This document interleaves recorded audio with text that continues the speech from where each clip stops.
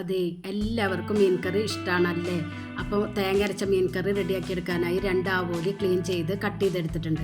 ഒരു മിക്സർ ജാറിലേക്ക് 3/4 കപ്പ് നാളികേരം, 1/4 ടീസ്പൂൺ മഞ്ഞൾപ്പൊടി, 2 ടീസ്പൂൺ മുളക് പൊടി, 1 ടീസ്പൂൺ മല്ലിപ്പൊടി, 1/2 teaspoon Kashmiri red chilli powder, ആവശ്യത്തിന് വെള്ളം ചേർത്ത് പേസ്റ്റ് രൂപത്തിലൊന്ന് അരച്ചെടുക്കണം.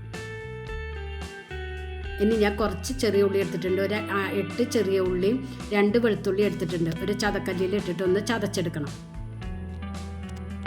ഇപ്പോൾ അത് ചതച്ചെടുത്തിട്ടുണ്ട്.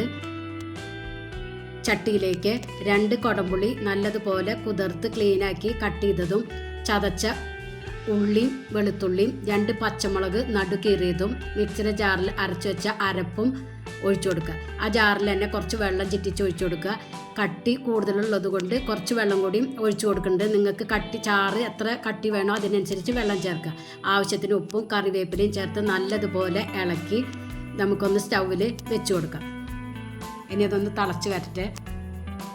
ഇപ്പോൾ അത് തിളച്ച് ചാറൊക്കെ ഒന്ന് ചെറുതായി വറ്റി വന്നിട്ടുണ്ട്. ഒന്ന് ചെറുതായി വറ്റിയതിന് ശേഷം മാത്രം മീനിട്ട് കൊടുക്കുക. ആവോലിക്ക് അധികം വേവില്ലാത്തത് കൊണ്ട് വറ്റിയതിന് ശേഷം മാത്രം ഇട്ട് കൊടുക്കാവൂ. ഇനി കയ്യിലിട്ടിട്ടൊന്ന് ഇളക്കി കൊടുക്കണ്ട. ഇനി മൂടി വെച്ച് കുക്ക് ചെയ്യാം.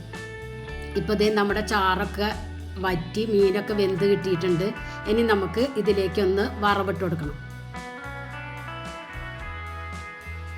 അതിനായി ഒരു പാനിലേക്ക് 2 ടേബിൾ സ്പൂൺ വെളിച്ചെണ്ണ ഒഴിച്ചു കൊടുക്കുക. ഇതിലേക്ക് പെരിഞ്ജീരകവും ഉലുവയും കുറേശ്ശെ ഇട്ട് കൊടുത്ത് പൊട്ടിയതിന് ശേഷം കുറച്ച് ചെറിയ ഉള്ളി വട്ടത്തിൽ അരിഞ്ഞതിട്ടിട്ട് ബ്രൗൺ കളറാക്കി എടുക്കണം. ഇപ്പോൾ ഇതേ ബ്രൗൺ കളറായി വന്നിട്ടുണ്ട്. ഇതിലേക്ക് കറിവേപ്പിലയും കുറച്ച് മുളക് പൊടിയും ഇട്ട് കൊടുക്കുക. എന്നിട്ട് കറിയിലേക്ക് ഒഴിച്ചു കൊടുക്കാം. അടിപൊളി തേങ്ങ അരച്ച മീൻ കറിയാണ്. എല്ലാവർക്കും ഇഷ്ടമാവും. എല്ലാവരും ഒന്ന് ട്രൈ ചെയ്ത് നോക്കി ഫീഡ്ബാക്ക് ഒന്ന് അറിയിക്കണം. നിങ്ങൾക്ക് ഈ ചാനൽ ഇഷ്ടമാവുകയാണെങ്കിൽ പ്ലീസ് ഒന്ന് സബ്സ്ക്രൈബ് ചെയ്ത് ലൈക്ക് ചെയ്ത് ആ ബെല്ലൈക്കൺ ഒന്ന് അമർത്തുക. അപ്പോൾ ഞാനിടുന്ന ഇതുപോലുള്ള വീഡിയോസിൻ്റെ നോട്ടിഫിക്കേഷൻ നിങ്ങൾക്ക് കിട്ടും. Thank you.